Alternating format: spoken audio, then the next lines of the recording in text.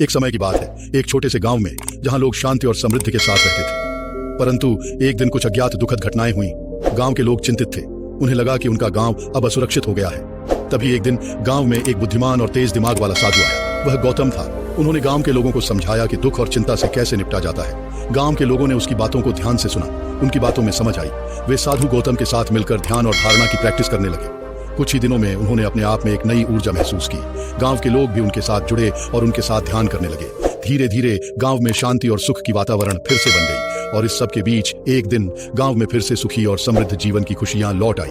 गांव के लोगों ने समझा कि वास्तव में सुख और शांति उनके अंदर ही है। वे समझ गए कि उन्हें अपने अंदर की खोज करनी है और फिर वह सुख और शांति को प्राप्त कर सकते हैं। इस प्रकार साधु गौतम ने उनके जीवन में एक नया आयाम दिया और गांव को फिर से उसकी पूरी शक्ति और सामर्थ्य में लौटाया। और वहीं पर इस गांव की सुख शांति की कहानी खत्म होती है।